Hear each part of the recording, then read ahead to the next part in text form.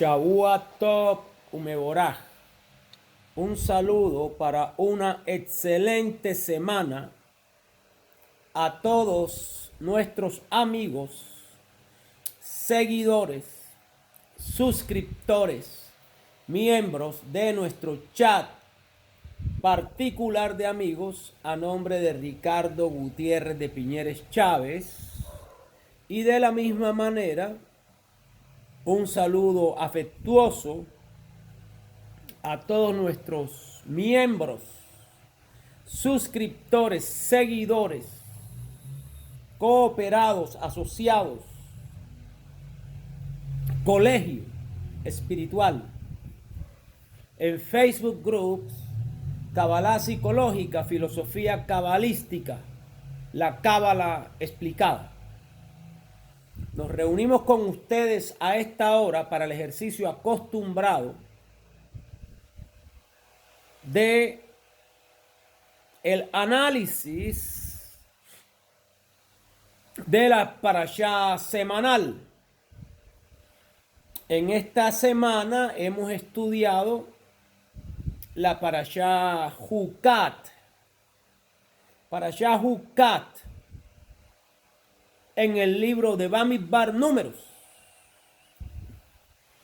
Y vamos entonces a entrar en materia, pero antes también queremos saludar a todos los amigos de los diferentes grupos de espiritualidad a la luz de la Cábala hebrea y de otros tipos de espiritualidad, de autodesarrollo, de autoayuda, de pensamiento positivo, de crecimiento personal, de psicología positiva, de filosofía aplicada en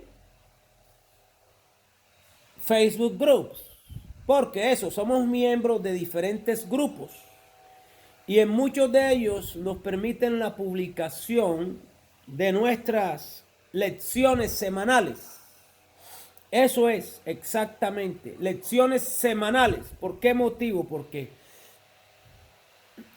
publicamos una sola lección a la semana en los diferentes grupos, en nuestro chat particular y en nuestro chat específico de espiritualidad a la luz de la Cábala hebrea, Cábala psicológica, filosofía cabalística, la Cábala explicada. Pues lógicamente ustedes entenderán que nosotros como administradores tenemos que estar todo el tiempo haciendo publicaciones, ¿sí? Donde vemos temas espirituales o a la luz de la Cábala desde la A hasta la Z. Y pues ahí es el trabajo que hacemos semanal. Y todos los días publicamos algo en la medida de nuestras capacidades o en la medida de nuestra disponibilidad, mejor. Es decir, cuando tenemos la disponibilidad de hacerlo. Y es un trabajo serio. Es decir, no es que va a ser un día sí y un día no. En la medida de nuestras capacidades, decimos, si no se nos presenta un inconveniente extraordinario, estaremos publicando todos los días nuestras lecciones. Un segundito voy por el Talit Gadol. Me lo voy a poner encima porque esto aquí es selva húmeda tropical y está haciendo calor. Pero estoy viendo que el video no me están saliendo las mangas. Y entonces me voy a cubrir con el talit porque es que el calor aquí es impresionante. Yo tengo el Talit Gadol, o sea, el Catán, perdón, el pequeño. Y me voy a colocar el Talit Gadol encima para que no se me vean los hombros. Un segundo, por favor.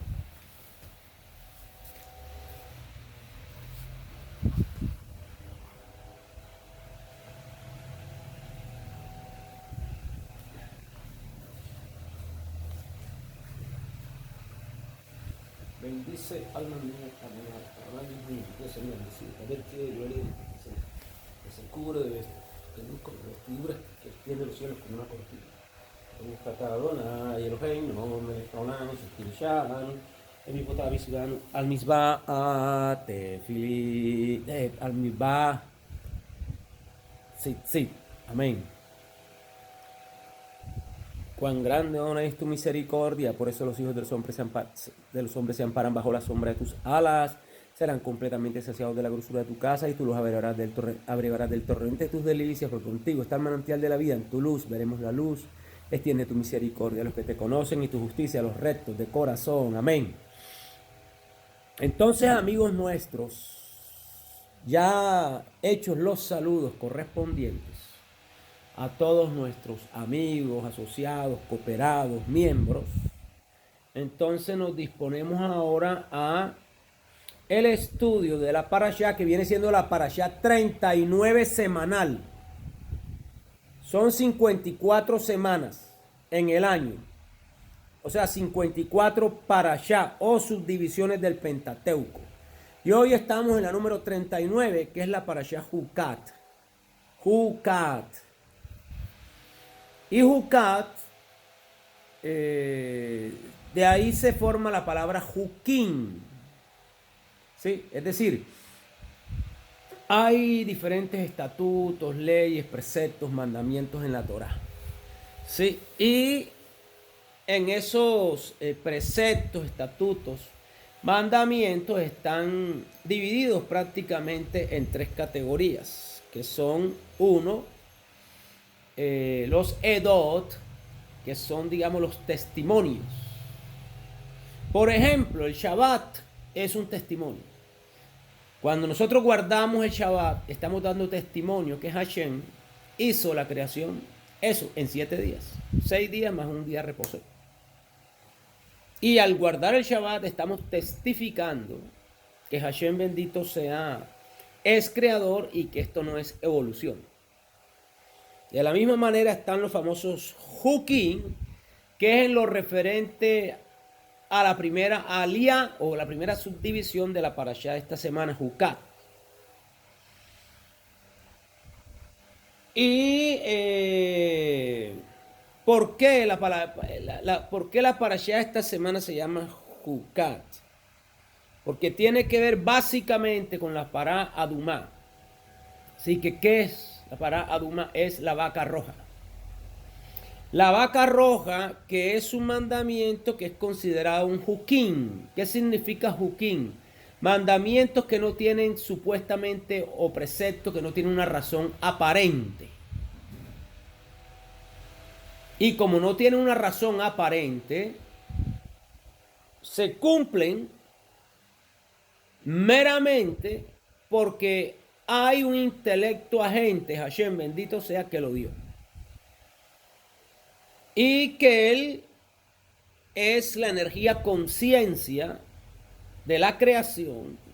Y si Él te da un estatuto X, así tú no sepas la razón, nosotros lo hacemos porque obedece a la voluntad del Creador.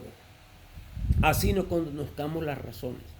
De los 613 mandamientos que hay en la Torá, que se dividen en 365 mandamientos de tipo positivo, o sea, cosas que se deben hacer, y 258 cosas prohibitivas, cosas que no se deben hacer, ¿sí? Hay muy pocos jukim.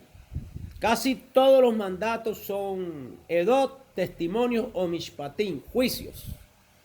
Entonces, estatutos, preceptos, mandamientos, palabras, etcétera, se dividen en 3 categorías. 1, volvemos a repetir, para el que quiera tomar lápiz. 1, edot, o sea, los testimonios. Las festividades son testimonios. Testimonio, digamos, de, por ejemplo, la Pascua o Pesaj.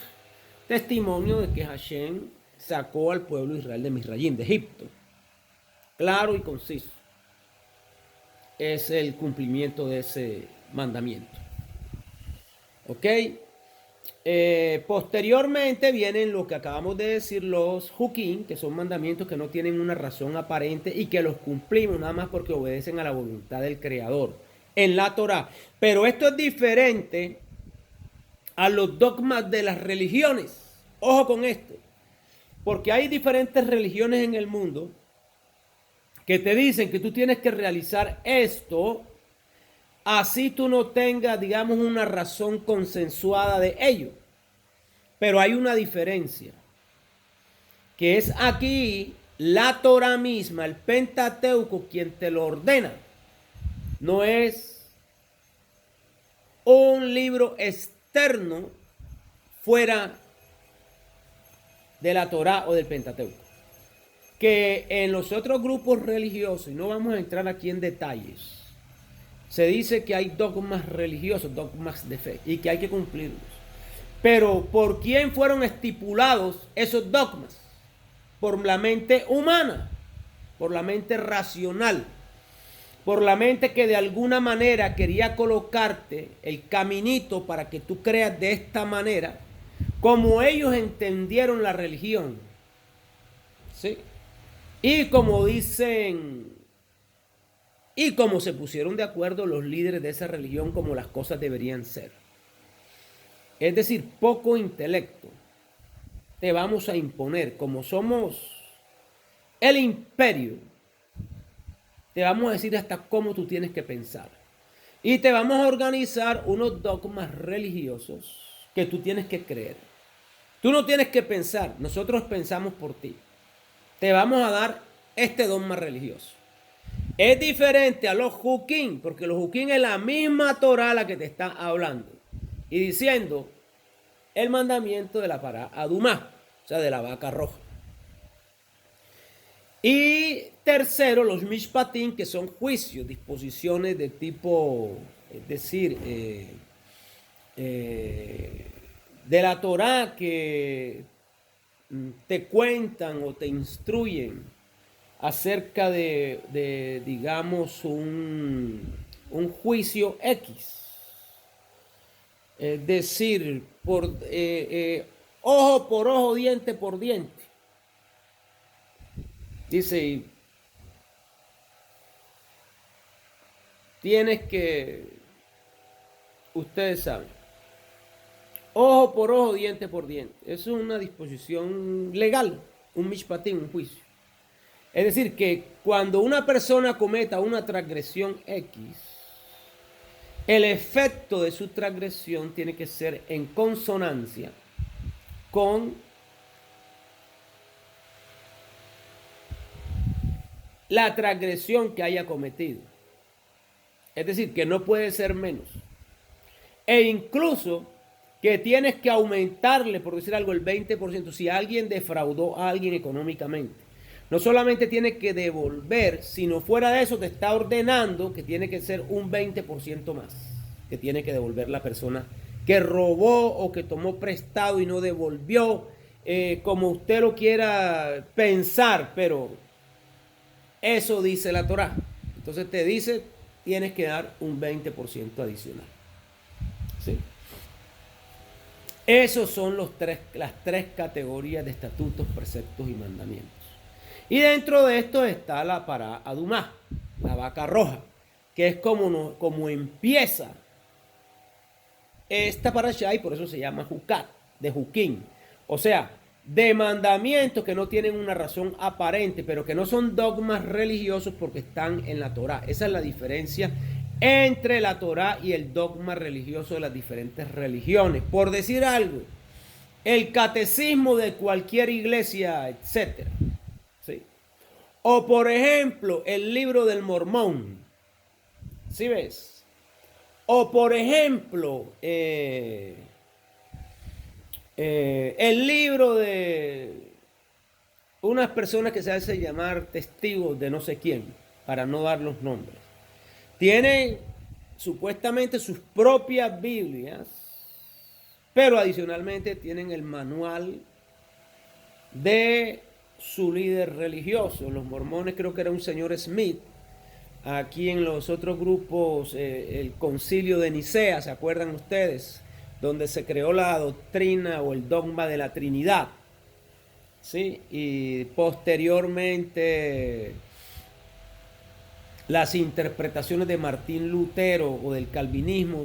Sí ven, entonces ahí están dogmas religiosos también que son producto de esos creadores, digamos como si fuera hoy creadores de contenido.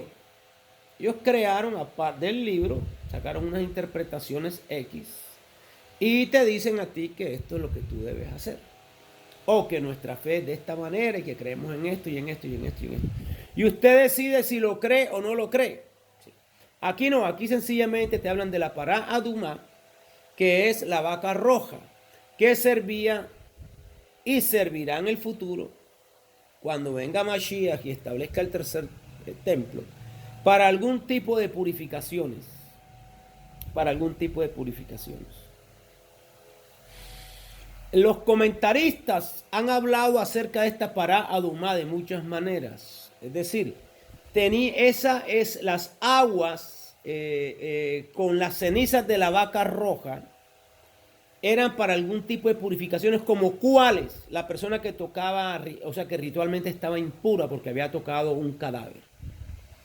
Entonces, ¿por qué impura por tocar un cadáver? Porque es que el cadáver representa la muerte y nosotros estamos en vida.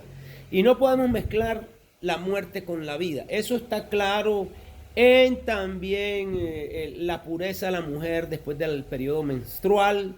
Ya hemos dicho en varias ocasiones que la mujer, cuando está en el periodo menstrual, tiene su fuente abierta, ¿sí? Y está prácticamente evacuando una placenta o unos residuos placentarios que se prepararon durante 28 días para la concepción y finalmente no hubo la concepción. Entonces, al no haber la concepción, después del periodo de 28 días se renueva, entonces se expulsa por el útero de la mujer y como es un tema que no hubo, es como una especie de muerte. Y no hubo la concepción, son desechos residuales y es sangre, considerado muerte. Entonces, dice que la mujer durante este periodo no puede tener relaciones sexuales. Y no puede tener relaciones sexuales porque pues, el semen del hombre representa vida. Y tú no puedes mezclar la vida con la muerte. De la misma manera la carne, la regulación que no mezclarás el cabrito en la leche de su madre. El cabrito sacrificado representa muerte, cadáver, ¿sí? Y la leche de su madre representa la vida. Los mamíferos todos toman la leche de su madre. ¿Sí ves? Entonces no podemos mezclar la muerte con la vida. ¿Sí? De esta manera, algunas personas que estaban impurificados por contacto con cadáver, que son vida y tocan la muerte y toda la impureza que hay en un cadáver, porque ya no está el alma santa que la habita y al no estar el alma santa se acercan las energías del otro lado. Ustedes saben, incluso físicamente, apenas usted entierra a una persona, inmediatamente pues vienen gusanos, vienen larvas, vienen bacterias, etcétera, microbios, etcétera, etcétera. Y espiritualmente también, porque ya ven el cuerpo. Por eso nosotros en las mañanas, apenas nos levantamos, hacemos el ritual del lavado de manos. Y hacemos el ritual del lavado de manos porque en la noche el alma va a ser juzgada, se presenta en las regiones celestiales y el cuerpo queda en la cama y el alma ya no está. El alma fue a juicio. Y si Hashem quiere te la devuelve y de pronto no te levantas. Te da un infarto en la noche fulminante o lo que sea, y es porque ya habías cumplido tu proceso espiritual, etc. O de pronto, por alguna razón X, ha venido a tu vida un caret que tengas que abandonar esta encarnación. Entonces, nosotros en la noche, cuando dormimos, el alma se va y cuando el cuerpo está en la noche sobre la cama y no está el alma santa, se acercan energías del otro lado. Por eso nosotros apenas nos levantamos, damos gracias a Hashem, bendito sea. Uno, por devolvernos el alma después de que estuvo en juicio o en reparación. Y hacemos la bendición Modeyaní. Modejaní, Lefonejo, Melescaí, Vicayón, Sehechesarto, Vinismosi, Bejenló, Rabó, Emunosejo. ¿Sí? Que es, gracias te ofrezco viviente y eterno Rey, porque por tu misericordia estás restaurando mi alma al cuerpo. Pero utilizamos el nombre Rey. Ningún otro nombre se puede utilizar. Gracias te ofrezco viviente y eterno Rey. Es el único nombre que se puede utilizar antes de el lavado de manos ritual y ceremonial que se hace en la mañana. Y después de ese ya puedes utilizar los otros nombres de Dios. Pero antes del lavado de manos, Melech. Melech ahí, Vicayonce, Yesarto, Vinismosi, Bejelor, Rabó, Emunosejo. Gracias te ofrezco, viviente y eterno Rey. Entonces, después de que usted hace esta bendición, dándole gracias a Dios por retornar el alma al cuerpo, entonces usted hace el lavado de manos.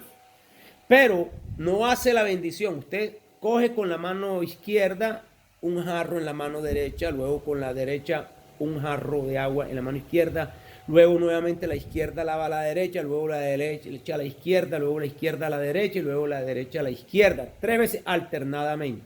Y ya cuando usted hizo eso, entonces hace la bendición de el lavado de manos. Baruch ata Adonai Eloheinu melech haolam asher kideshanu bemipotah visibanu al netil yadayi. O sea, ya nos lavamos, ya podemos hacer la bendición porque ya antes, previamente nos hemos lavado las manos alternadamente 3 veces. ¿Y por qué las manos? Porque en el cuerpo, cuando vuelvo a repetir, en ese proceso de la noche, que el alma va a juicio, que el cuerpo queda como cadáver, se acercan fuerzas del otro lado en la noche al cuerpo. Y los sitios predilectos que funcionan como antenas son los dedos de las manos. Ahí se incrustan las energías del otro lado. Entonces nosotros por eso tenemos que lavarlas alternadamente 3 veces y hacemos inmediatamente la bendición. Bendito eres tú, Adonai, nuestro Dios, Rey del universo, que nos has santificado con tu mandamiento y nos has ordenado el mandamiento concerniente al lavado de manos. Ahí puedes hacer inmediatamente, si quieres, el Shema, pero ya después de que hiciste Modeyaní y que hiciste el lavado de manos y la bendición del lavado de manos. Entonces ahí hace el Shema Israel, Hashem Elokeinu, Hashem Echad. Y si tienes el Sidur de rezos y oración, entonces haces todas las Birkat HaShahar, todas las otras bendiciones que se hacen apenas uno se levanta, antes del rezo de la mañana. Se hacen 22 bendiciones, creo que son 22 o 23. No es menester solamente que explicar que por eso, y fíjense que la impurificación de las manos al levantarnos se hace con agua. Y hacemos la bendición, ahí ya después de que nos hacemos el proceso de las 3 lavadas, ahí sí decimos, bendito eres tú, Adonai, Baruch ata Adonai, ya utilizamos Adonai. Adonai no se puede utilizar apenas usted se levanta si usted no ha hecho la acción de gracias por haberte devuelto el alma y hacer el lavado de manos. Entonces la paraduma es una vaca que, la famosa vaca roja, que usted cada rato la ve en la web, uy, que nació una vaca roja en Israel, etc. Pues no va a durar esa vaca roja hasta que se construya el 3er templo, porque el Mashiach todavía no ha venido, está en proceso de venir, etcétera, etcétera. Luego, sí, que ya están naciendo vacas rojas nuevamente en Israel, que es una señal de redención, etcétera. Bueno, perfecto. Pero esa vaca precisamente es que exista esa vaca ya roja, para con sus cenizas echarlas al agua y hacer el tipo de purificación de la persona que había estado en contacto con cadáver. Muchas personas y hay muchos comentaristas que dicen, bueno, pero ¿y por qué la vaca? Porque los hijos de Israel hicieron el ternero de oro, el becerro de oro, becerro. Entonces, como el hijo pecó por decir algo, cuando tu hijo hace una maraña en el colegio, te llaman enseguida a ti. Padre de familia, necesitamos hablar con usted en coordinación académica o en coordinación disciplinaria. Su hijo está bajo de notas en tal cosa, o su hijo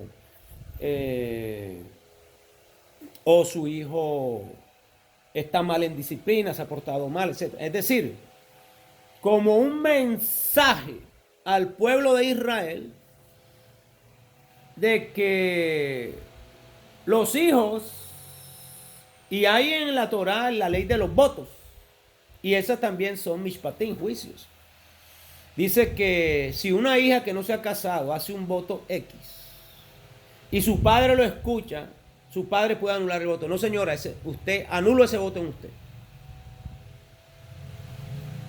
Pero si se casa, ya entonces quien tiene que anular el voto es el marido.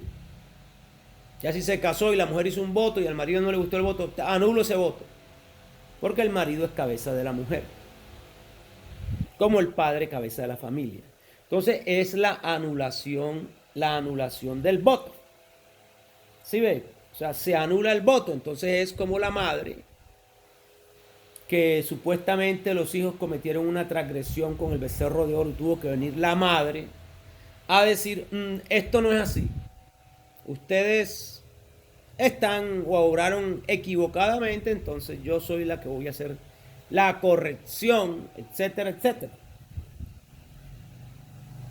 Sí, no patento las acciones de mi hijo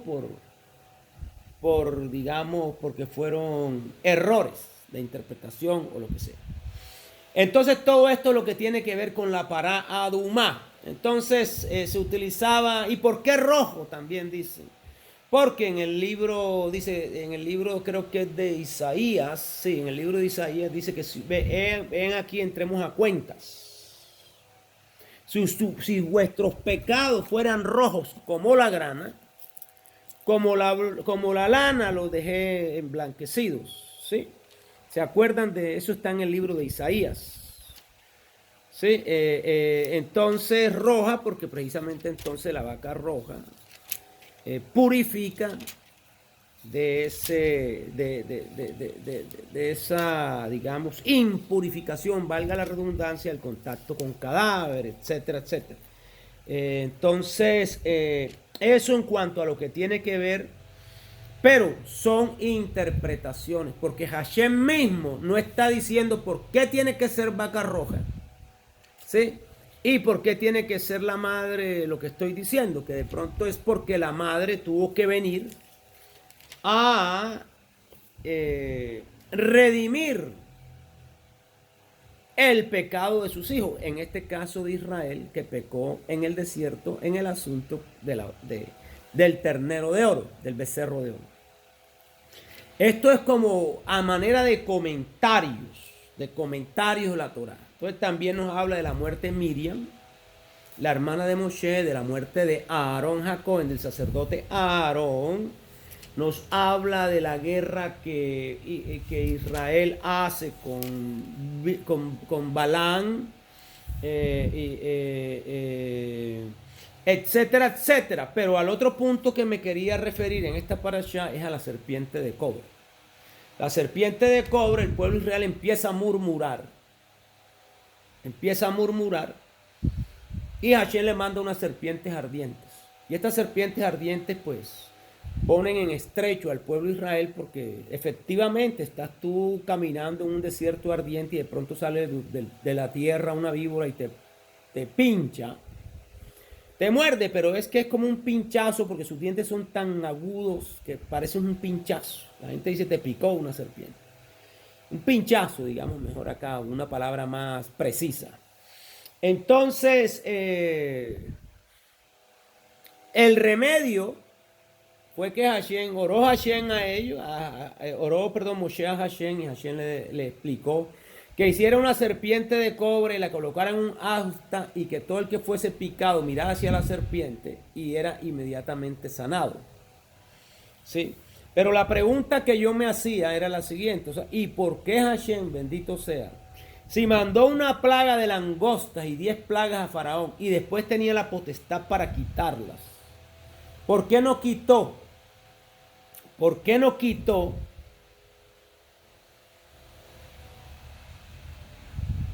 las serpientes? Sino antes mandó a Moshe que hiciera una, que se levantara y que a todo el que picaran mirara a la serpiente y era sanado. Esto nos trae la lección de que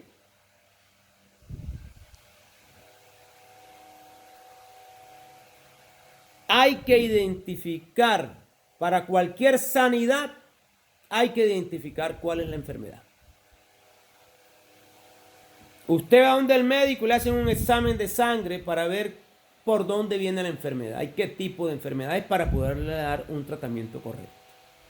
Y aquí el pueblo de Israel, en su Yetzer Hara, que representa la serpiente que le habló a Eva en el desierto, la serpiente en el jardín del Edén, es decir, pecado de la boca.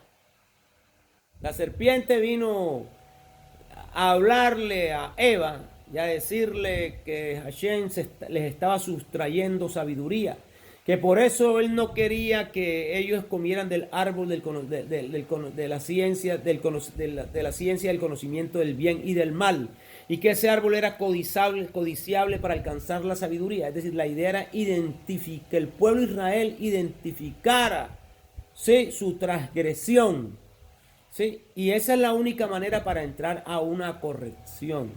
Es decir, hay personas que son, por decir algo, alcohólicas, pero no quieren reconocer que son alcohólicas. No se van a sanar nunca. Hashem, bendito sea, le mostró la serpiente para decirle: mira, tu Yetzer Hará, tu inclinación maligna, la serpiente que te estoy poniendo aquí de frente, adicionalmente es pecado de lengua. Y efectivamente se estaba quejando el pueblo de Israel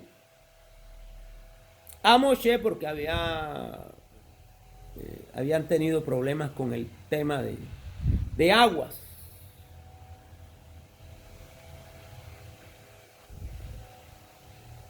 Y Hashem quería que ellos identificaran el real problema y que en la medida en que ellos mirando y corrigiendo su lengua, su mala lengua, un pueblo quejumbroso, quejoso,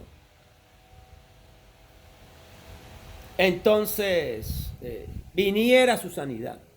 Luego no es huyendo del problema o quitándoles a Hashem, ¿sí? Porque entonces si Hashem digamos, quitaba la plaga de serpientes, el pueblo no iba a aprender la lección de que se había convertido por su Yetzer Hará, por su inclinación maligna, representada también en la serpiente. ¿Sí? De que siempre la vas a tener ahí y que no es huyendo de la serpiente, sino enfrentándola y modificando tus patrones erróneos de conducta, que en este caso básicamente se referían al pecado de lengua, porque el pecado de lengua es la Lashon Hara, que tú puedes hablar la Lashon Hara contra una persona, o puede ser muy soberbio o iracundo, o puede ser muy quejoso o quejumbroso, etcétera, etcétera. Son las diferentes categorías de la Lashon Hara. Entonces Hashem les mandó las serpientes ardientes, los mordían o los pinchaban y ellos tenían que mirar, y para que recordaran de que el pinchazo o la mordedura de la serpiente venía por su exceso de locuacidad en los quejumbrosos. Y adicionalmente, de que no puedes huir a tu problema, que sería si Hashem te lo hubiera quitado, nunca hubieras hecho la corrección porque no habías identificado la enfermedad. Es decir, el examen de sangre que te dice cuál es la enfermedad que tienes para darte la prescripción médica apropiada para la sanidad. Entonces, en ese momento no era quitando, sino mostrando cuál era el problema para que nosotros hiciéramos la corrección espiritual.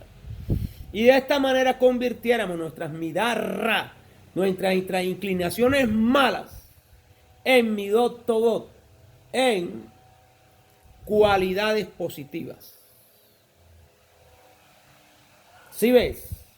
Entonces, eso como importante analizar en esta parashá y leerles en Yeshayahu, Isaías 1:18 dice: venid luego, dice Adonai, y estemos a cuenta, si vuestros pecados fueren como la grana, o sea, rojos como la grana, bermejos como la nieve serán emblanquecidos. Si fueren rojos como el carmesí, vendrán a ser como blanca lana. Entonces la vaca roja representa el pecado. Luego solamente la vaca roja o bermeja podía limpiar ese pecado de impurificación por contacto con cadáver. Adicionalmente, la parashá nos habla de la muerte de Aarón Hacohen, que fue Moshe Rabeinu con Eleazar su hijo, y subieron a la cumbre del monte con Aarón y regresaron sin Aarón y ya con Eleazar puesta la vestidura de Aarón Hacohen. Y morían de esta manera los dos de los pilares del trasegar en los 40 años en el desierto. Aarón, Miriam, ¿sí? Y posteriormente Moshe. Y también nos habla la parashá de que a Moshe se le proscribió de que no entraría a la tierra prometida porque le dio 2 varazos a la roca. No le habló a la roca, y al no hablarle a la roca, es decir, podía haber enviado el mensaje de que si una roca simple obedece a las palabras de Moshe, según la instrucción de Hashem, bendito sea, si una roca obedece así de fácil, fácil o dócilmente a la voz de un profeta enviado por Hashem, bendito sea, pues más nosotros debemos obedecerle. Y de esta manera santificamos el nombre de Hashem. La causa contra Moshe y contra Aarón fue esa, que ustedes nos permitieron que mi nombre fuese santificado delante del pueblo. Y el nombre hubiera sido eso, santificado, si sale nada más con la palabra, el agua de la roca, no a 2 golpetazos. Y ya 40 años atrás, también en el mismo lugar, habían reñido por las aguas. Luego ya ellos conocían cuál era la roca. Pero dicen los comentaristas en el Midrash que ellos, que Moshe no utilizó la misma roca y que por eso tuvo que darle 2 golpetazos a la nueva roca, porque ellos sabían cuál era la roca, etcétera, etcétera. Todo eso son interpretaciones. A mí lo interesante es que el poder de la palabra es creadora. Y si tú no utilizas la palabra para bien, pues no tendrás el bien que anhelas si no lo confiesas. Es decir, en otras palabras, primero fue una proscripción de tipo contra Moshe Rabeinu por no haber santificado al pueblo. ¿Sí? 1. Y 2, o una proscripción porque no le dimos importancia a la palabra como creadora. Recordemos que a Adán se le dio el poder que con su palabra, y como somos a imagen y semejanza de Hashem, de que con su palabra y los nombres que le diera a los animales, esos son los animales, los nombres que existen hasta ahora, se le dio poder en la palabra. Y con la palabra nosotros podemos crear, y con nuestros pensamientos.